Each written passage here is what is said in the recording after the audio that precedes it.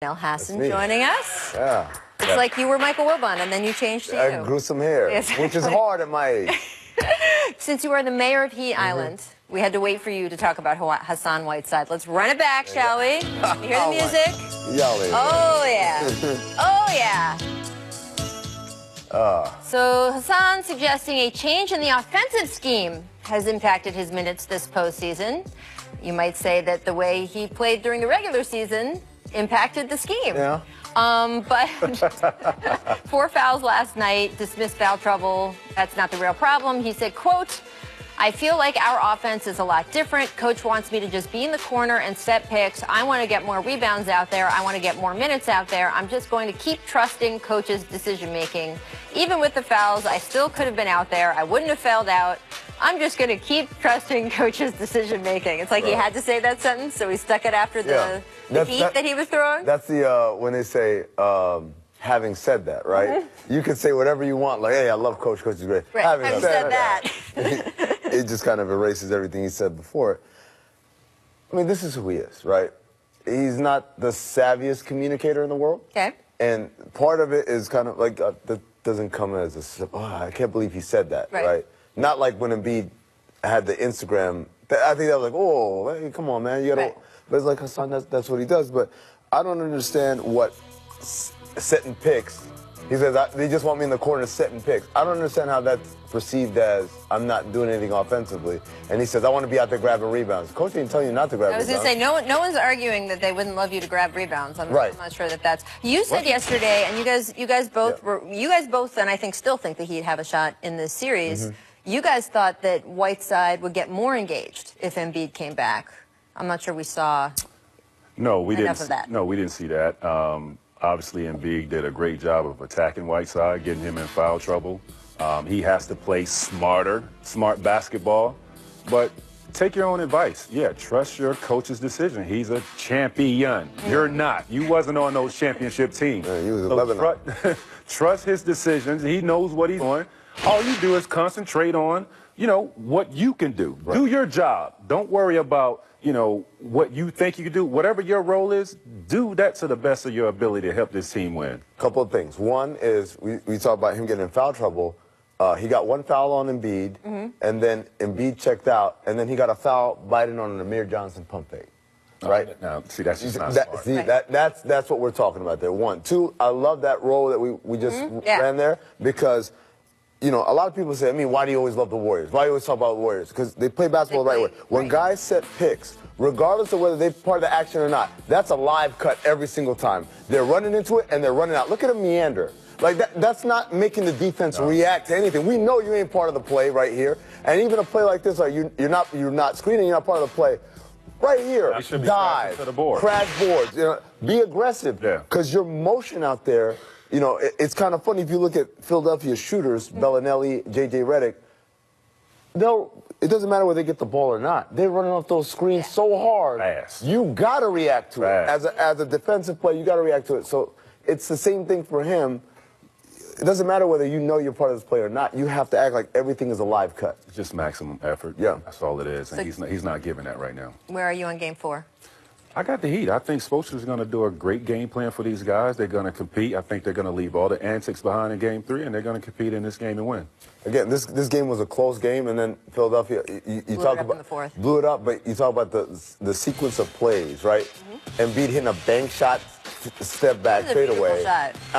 But he didn't mean to do it, right? The three-pointer he hits on the wing, that was actually a broken play with a bobble pass. He kind of picked it up from his ankles and jab, pivot, hits that 3.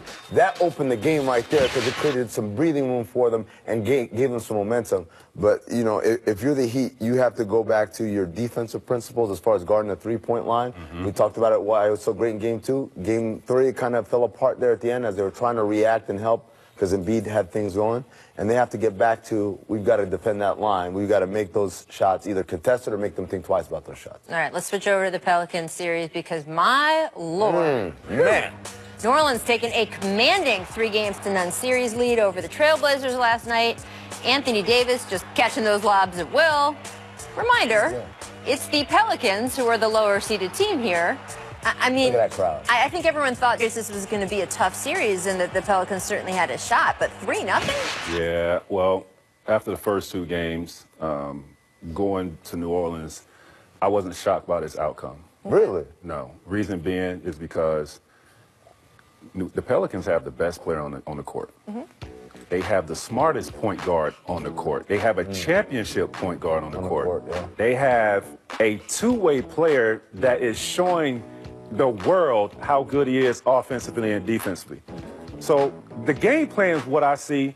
We're going to take Dame and CJ completely out of this series. We don't even trust these other guys to even step up. You know who the happiest guy on this basketball in this series is Mirotic. Yeah, I'm about to say he's got to be Mirotic, right? Like, you see what he did for them last night. Yeah. Played unbelievable, and he's been playing great basketball for this team.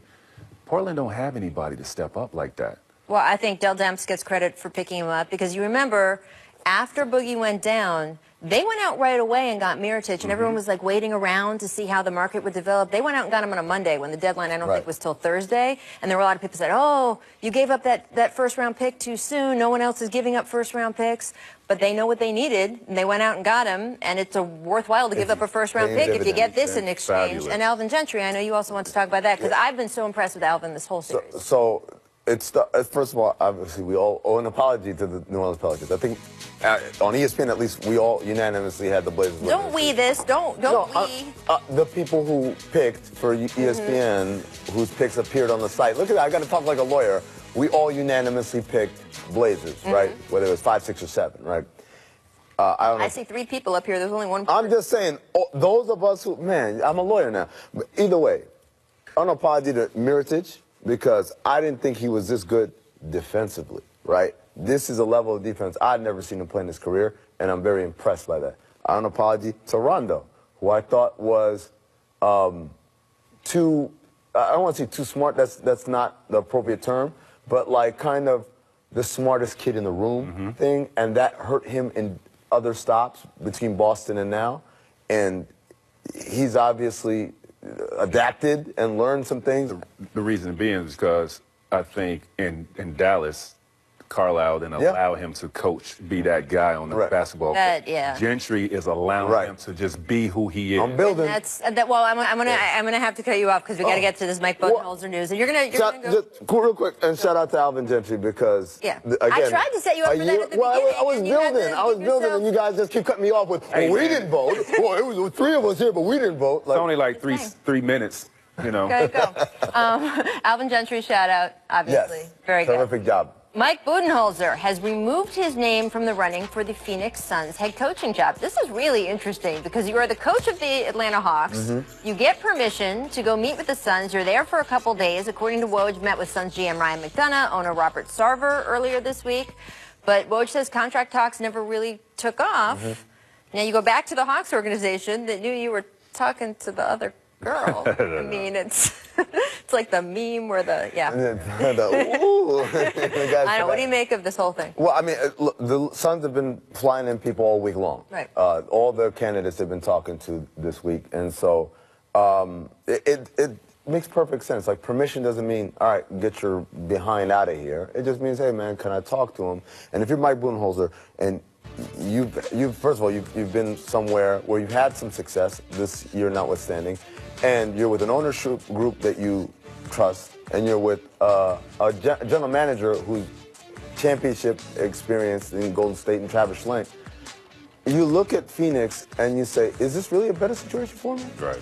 We're not talking about talent. We're not talking about rosters. We're not talking about management. I'm just talking about, do I trust the owner to have the right temperament? Do I trust that the general manager is even going to be here a year, 2 years from now? Well, Trace, as a player, you've been in this situation, too, where, like, management and ownership has a huge impact on how it feels to be in that franchise, obviously, not just who's around you on the court. I mean, is that the most important thing that you think some of these coaches should be looking at, or do you think they should be looking at that, hey, they've got Devin Booker, they're probably going to have DeAndre Ayton, like... I mean, I look at the product, right? That's who you're coaching to win ball games, and there's no doubt that Phoenix has the better roster to me. They have a young superstar player in Devin Booker. They have the 4th pick, and top 4 pick in this year's draft. I think this is a roster that you can build You know, especially around this guy. I mean, you're talking about a player that scores 70 points in the game. Right. I mean, this guy just needs players around him. You know, Bud has done a fantastic job in Atlanta, making it to the playoffs.